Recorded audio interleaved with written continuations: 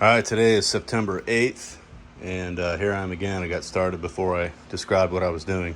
What I'm doing is removing the paint overspray that I got on the Nerf bars. Like a dummy, I didn't mask those off when I was doing the body work. And honestly, I think at the time I just thought I don't really care because they're going to come off anyway, but I decided not to take them off. I was going to get the OEM style step up into the Jeep, but I thought these things are really nice actually, and they're welded to the frame. So for one thing, it'd be hard to get them off of there. Secondly, they provide protection from a side impact from a car to some degree anyway. And also, possibly as important, when off-roading, if you happen to come across a tree or something like that, that can keep the body of the Jeep, help to keep it away from the tree and not cave the body in, you know, if you're in a serious bind, or rocks or whatever. And it's also nice to step on, you know, to get up in the Jeep if need be. Anyhow, so what I did is I went to AutoZone.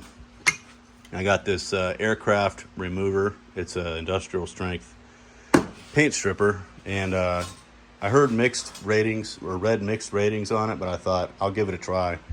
I don't need a lot of remover, so I thought a can would do these two Nerf bars. And I wished I'd had it when I did the wheels to take that factory coating off of them. I do have the spare tire. It's actually having or the wheel, just like those, having a tire put on it just to have as a spare. I guess when I go to replace these tires, once the tread is worn down significantly, because there's no need to now, obviously, I'll put either 32 or 33s on here, and I'll save one of these tires as a spare to put on the back. But for now, I'm just having a bare bones, something that holds air, put on here, because I've got my Jeep wheel cover here that flew off down the highway. Fortunately, I found it because it's a little bit too small for the one that was on there that wouldn't hold air. So I got a smaller tire this time.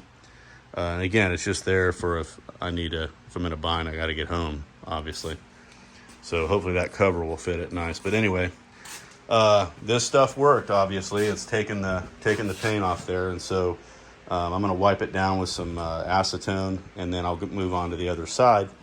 So you can see on the other side that I have, this is what that one that you just saw looked like before. There's the overspray. It's got some little bit of body filler that had dripped down onto it when I was working. So I'll get this one masked off so I don't get it on the body, and spray it on there, and then get that one cleaned up. Afterwards, I'm going to polish it. I've got some chrome polish, so I'll show you that here in a few. One more thing that I failed to mention is I wasn't as worried about getting anything on that, because I thought I would paint that. If I left them on, I was going to paint them black. And so after I got these wheels cleaned up, and they haven't even been polished yet, but I've gotten them cleaned up, you know, the coating off of them, I thought, man, that would really, you know, tie in with the wheels nicely if I just left that chrome instead of painting it black. I was even thinking about painting it that Raptor, you know, textured coating like I did the top. But I think this is better, personally. I like having the little, like this is stainless steel. The hood kit is a stainless steel. I like having a few accents. I think it sets it off and makes it look kind of nice. So that's just my opinion. I know a lot of people might black this all out, but I'm kind of old school. There's no way I'd want to paint those black. Those are good, really good shape. I mean, almost perfect, the chrome on these wheels. So anyhow, I'm gonna try to get this to look like that, like as good as the wheels, and I think it'll look nice. All right.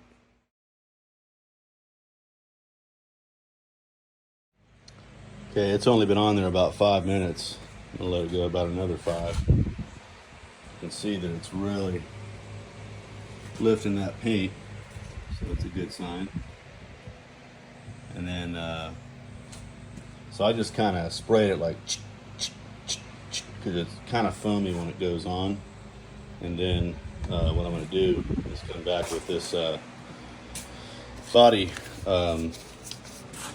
putty knife, whatever, not knife, but you know, applicator. I'll come back with this thing and just kind of scrape it off like I did on the other side. But like I said, I'm gonna let that sit about another 5 minutes or so. I did want to draw attention to this back here. So I painted this yesterday with the chassis black, but I didn't like the glossiness that it left. So I bought some matte black Rust-Oleum and hit it with that, and that looks more like what I wanted it to. I really don't want it to be glossy, actually. That has a little bit more of a sheen to it. Most of this will be covered up, actually, though, because the bumperette will be there on each side. Once the wheel is mounted, the wheel comes down to, well, I just got a new one, so it'll probably come down about right here. So I guess you'll see some of it, but I like that look better than gloss in this application. I might even, I really actually like that matte better than even this sheen of black on there. I think it looks pretty cool. So yeah, so I'll use the rest of that can too under the hood, because there's some areas I have to get there that need to be black as well. So anyhow, I just wanted to bring that up. So I'm going to let that dry a little bit more, and I'll put those bumperettes back on and go from there.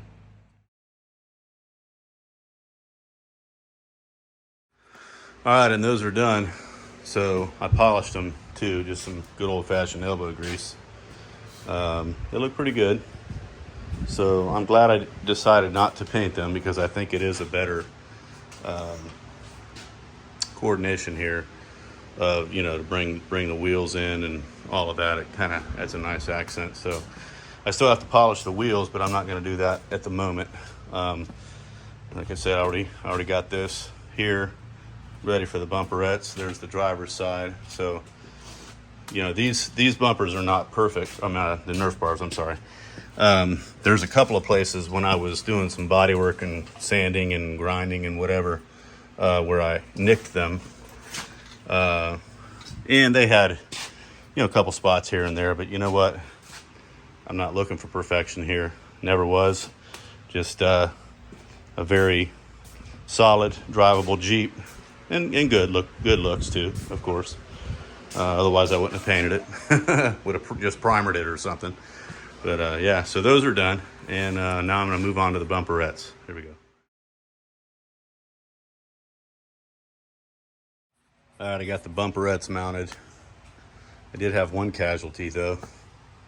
When I was tightening this bolt, I must have gotten too tight or something, but it pulled it loose. So I guess the weld wasn't that good there. You know what I should have done? No, I did. That's right. I was thinking I didn't grind that down. Anyway, you win some, you lose some. There's one that's holding it on there. I don't think it's going to go anywhere. So it's not worth, you know, trying to pull it back off again and grind it down and re-weld it. I guess if I have trouble with that in the future, that's what I will do. But everything else came out pretty good. So yeah, they're on. I got to go pick up my spare tire now, bring it home, and clean the factory coating off of it, and then I'll be ready to put it up on there, and hopefully the tire will work well with this Jeep tire cover. But all right, see you guys in a bit.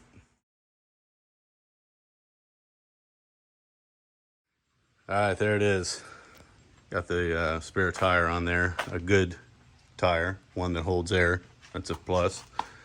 And looks like the cover fits it much better. So it will serve its function. Plus, the cover will keep the tire from dry rotting as well, because it'll be exposed to the sun otherwise. So yeah, that'll work. And because it's a little bit smaller tire, it gives me a little bit more room to get the receiver hitch, not the receiver, but the hitch deal on the trailer. Get my terminology right here. But anyway, otherwise, when I'm hooking up the trailer, just open this here, bring it back to there, get the trailer all hooked up and everything. I need to run a three-way flat or four-way flat.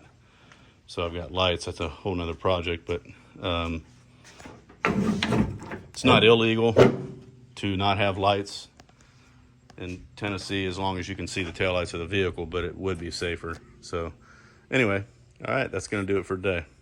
So tomorrow I will probably pull that wheel off of there and get it stripped and then polish it, even though it's going to be covered, to get it back on there, and then polish these wheels, I guess would be the next little project. We'll catch you guys next time.